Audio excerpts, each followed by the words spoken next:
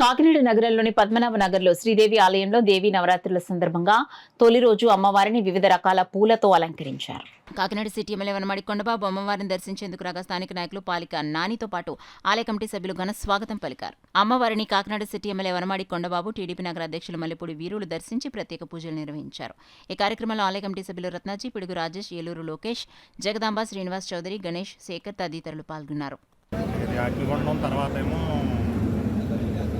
సరస్వతి పూజ ఇంకా గరగల ఉత్సవం ఇవన్నీ కూడా మేము ఎప్పుడు కూడా చాలా ప్రతిష్టాత్మకంగా అందరూ కూడా మెచ్చుకునేలాగా అందరి మనల్లో పొందేలాగా చాలా చక్కగా ఈ యొక్క కార్యక్రమాలన్నీ కూడా మేము చాలా చక్కగా చేస్తున్నాం.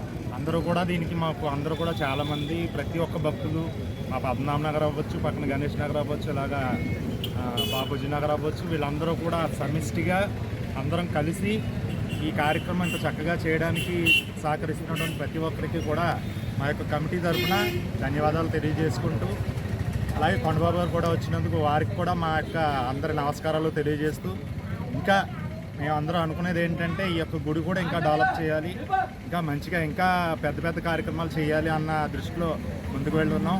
కావున అందరూ కూడా మాకు మీ యొక్క సహాయ సహకారాలు అందించి మమ్మల్ని ముందుకు తీసుకెళ్తారని అందరినీ కూడా మనస్ఫూర్తిగా కోరుకుంటున్నానండి.